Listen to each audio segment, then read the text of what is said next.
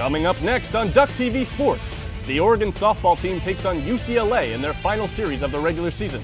Plus, Ducks baseball hosts the USC Trojans as they look to improve their ranking heading into the postseason. All that and more right now. Good evening and welcome to DuckTV Sports. I'm Kyle Johnstone. And I'm McLean Cannon.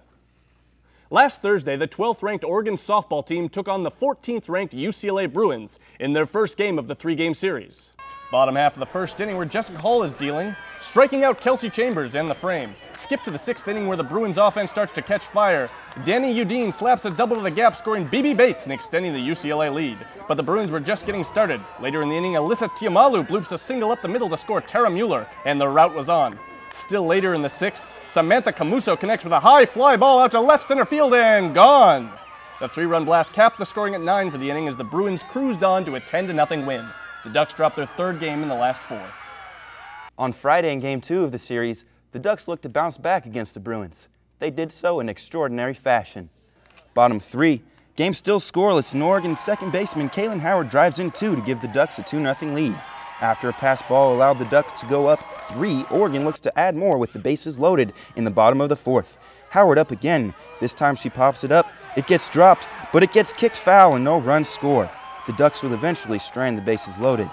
Story of the game, however, was Oregon starting pitcher Jessica Moore. With 2 down in the bottom of the 5th, Moore still has a no-hitter intact. But watch out, the Bruins have their rally caps on. After a Duck error and a Bruin walk, UCLA's BB Bates shoots a double down the left field line, scoring 2, taking away the no-no and the shutout and putting the tying run in scoring position. But with 2 outs, Moore strikes out Danny Udine, getting out of the jam and ending the inning. Ducks hang on to win by a final of 3-2. On Saturday, the Lady Ducks took on the Bruins for the last game of the regular season. Top 1, the Bruins' Katie Schroeder hits a 2-run homer to left field, bringing in right fielder BB Bates and giving UCLA a 2-0 lead. But the lead was short-lived. In the bottom of the first, Oregon's Kylie Quico comes up with the bases loaded and nobody out. She hits it deep to left center field for a grand slam, pushing the Ducks ahead 4-2. Bottom 5 now. Oregon's Samantha Pappas hits a 2-run homer, bringing in Kelsey Chambers and giving the Ducks a 6-run lead. This is Pappas' 8th home run of the season, tying her for 7th on the all-time career home run list for the university. The Bruins aren't able to come back, and the Ducks win it 8-2.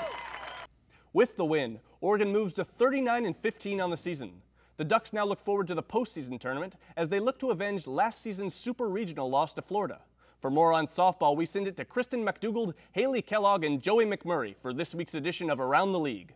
Hi guys, I'm Kristen here with Haley and Joey. The women's softball season finished up this past weekend. Tell us what you made of it. You know, I think this year the Pac-12 really demonstrated that they are the premier softball conference. 8 of their teams from the conference are ranked in the top 25 nationally. Historically, the Pac-12 has won 10 of the last 11 national titles. And I gotta think that the Cal Bears, #1 in the country, they'll probably come out on top. I think you're right with that, but also the Oregon Ducks are doing really well this season. They have a fantastic pitcher, Jessica Moore, so I really know that they're relying on her, so hopefully she pulls through for them. I really like Jess Moore in Oregon as well, 2.43 ERA for her, but in tournament play you really need 2 strong starting pitchers, and that's what Cal has in Valerie Arioto and Julian Henderson, 1.22 ERAs each for them, so I think at 2 pitching, they really need that. That is a plus, but Oregon also has a great offense to back up. In addition to Jessica Moore. I think that Cal does as well, and the 50-4 record, I don't know if you can really go against that. Valerie Arioto and the rest of their lineup is very strong. Arioto hit 22 home runs. 50-4 record, I think, speaks for itself. Cal will probably come on top. Right. Well, it sounds like that pretty much covers it. For Joey and Haley, I'm Kristen. Look for the Ducks and the rest of the Pac-12 as they finish postseason play. Ducks baseball got a rare day off last Friday. They had won 8 of their last 9 games before taking on USC Saturday at PK Park. Score tied in the bottom of the 3rd. Aaron Jones takes 4 bases the quick way. It was Jones's first home run since missing time due to a sprained ankle he received in a game against Stanford earlier in the season. Down by 1, USC responds quickly, tying the game at 1. But Brett Hambright hoses the would-be base stealer, ending a possible Trojan rally. Oregon takes advantage. Ryan Healy wraps a double to right field, plating Aaron Payne. Then, on nearly the same play, Brett Thomas switches places with Healy, driving in Healy with this RBI double. 4-1 Ducks after 5. But this one ain't over yet.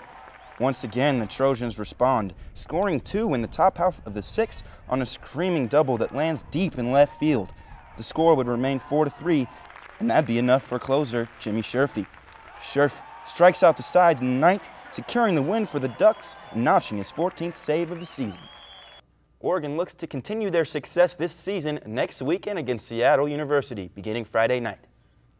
With the recent death of former NFL great Junior Seau, the issue of concussions in sports is once again at the forefront of sports conversations.